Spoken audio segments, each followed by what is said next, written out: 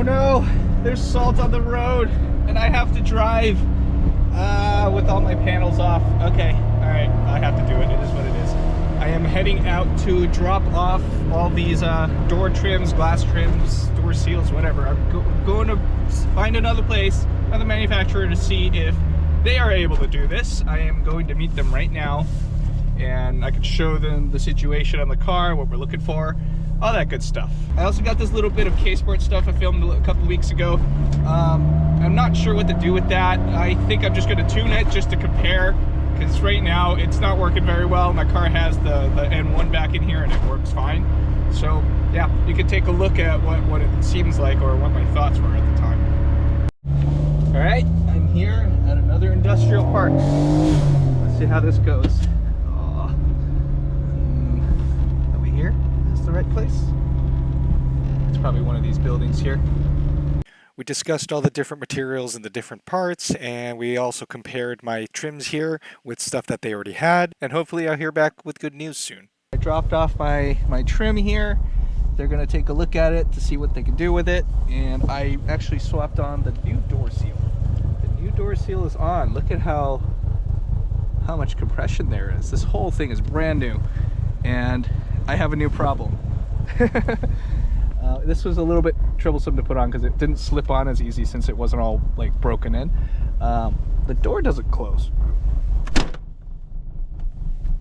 Like, that's not closed all the way, but I have an excellent seal that I never had before. So there we go. Now the door's closed. Interesting. Actually, I might just adjust these down a little bit. I mean, they're pretty much all the way down already. Let's see, does that help? Oh yeah, that helped. Okay. I gave that like a half a turn, almost all the way down, but that's how this will work. All right. Cool. You can't see it in here, but I'm driving my car naked. My car is naked, I'm not naked. You probably knew that from my prior video, but you can see I have no hood there. And I don't know if you can see that here. Obviously I don't have my wing. It's actually pretty cool that I don't have my wing right now. I actually forgot. I have full visibility of my rear window, and there's not like a bar that comes across my mirror here. So that's nice. There's a little nice perk to not having my Mazda Speed wing. But I don't know, it's pretty cool driving the car like this. It looks like, it's like those Mad Max cars where you just like hobbled something together and you're just driving around. I mean, you got looks when you were driving one of these around like with its body panels. But now everybody's looking at this like, what the hell is that?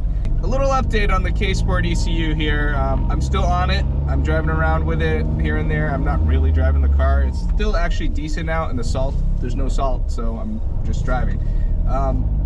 Idle is still horrendous. This isn't, it makes the car like, I mean, if this is like your track toy, you can tolerate your idle issues, whatever, like you can work around that, that's fine. But like bumper to bumper traffic, I keep speeding up to like 15 miles per hour, then I have to come to a stop and then speed up again. It is all over the place. It's not good. Driving the car constantly, as long as the revs are above idle, you're okay. Just trying not to stall out. Like I'm starting to get used to it here. I'm just like throttling myself, like I'm applying throttle to keep the revs up just to not idle. That makes it somewhat okay, but drivability, this is terrible.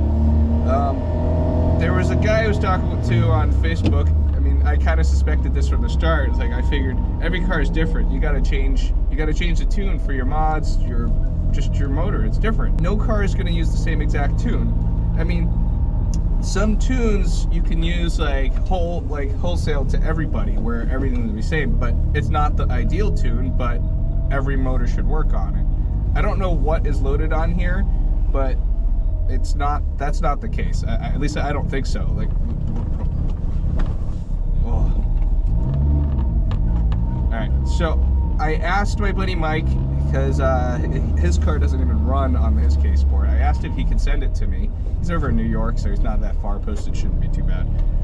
If he's willing to send it to me for me to try, at least I know how my car behaves with it. At least my car works. It works.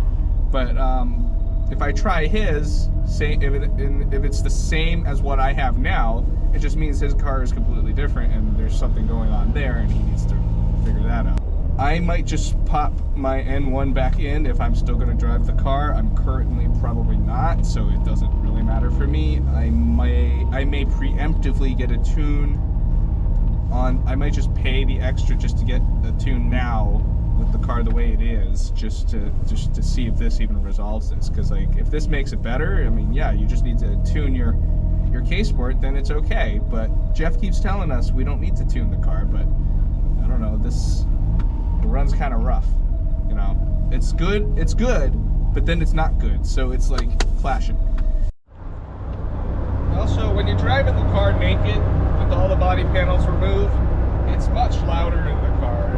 I can't quantify it. I don't know where my decibel meter is, it's out there. But there's also all like these air leaks. You can kind of see daylight. You can see daylight behind the door handle. Yeah, you should be able to see that. And I can just feel like wind blowing at me. It's not used to me. Alright, it's the next day. I'm gonna put my N1 computer back in and try this. My Keisport is out and the N1 is back in. Let's see how smooth this starts. The Keisport struggles on the first go. Instant. It sounds a little healthier too. So I think I need to tune my Keisport. I'm gonna move my car out of the way so I can get out. Whoa.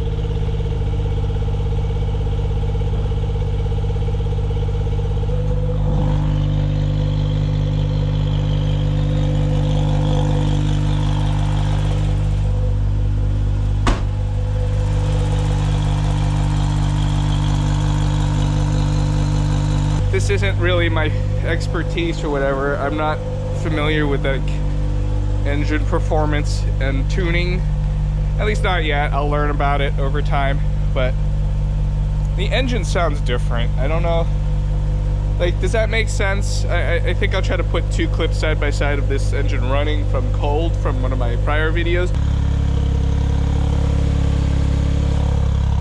There's some smoke coming out. I think that's just condensation. It's really cold out right now. Oh, it smells like poison. So, seems all right. I think this is the smoothest I've ever heard my engine run.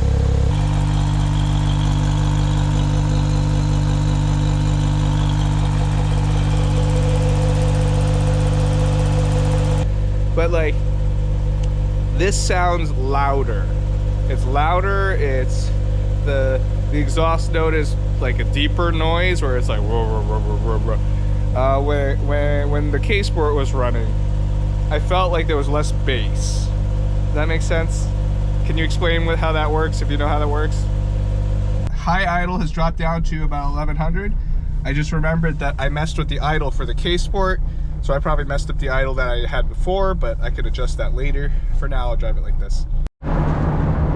Same traffic today, and if not a little bit colder today too. And the car runs great. Like, just going back to back, I don't know, it's much different. This is way smoother. I have better power delivery. What do you call it? My fuel economy was absolute trash with that Keisport. I've gone a little kilometers. It was like 125 kilometers, and I lost half my tank of fuel. Sorry. So it was probably running rich and it runs inefficiently, so I lose all my fuel. But let's see how the let's see how the N1 ECU works. My N1 was always providing me like 34 miles per gallon or something. Like, I would at least have 150 kilometers per half tank, so 300 per tank before I go full. And I still would have a good gallon or so. I will monitor this some more. It's traffic time again, so I'm gonna put you guys down. Oh yes, also, because I don't have idle issues, when I'm at bumper to bumper and just kind of crawling at 15 miles per hour, it's great. Like, I don't have to struggle with holding my throttle open and stuff. Even low speed operation like this, just crawling in first gear with no throttle, Car's smooth. Yesterday I was like a bobblehead. But yeah, my idle's definitely messed up. It's too high. Okay, I've got more seat time in the car now with the N1 ECU back in. Throttle response is always there. Just there's no lag. The Keisport had a little bit of a lag, like not a lot, but you can tell that it's there. It doesn't make any sense for me to continue playing with the Keisport the way it is.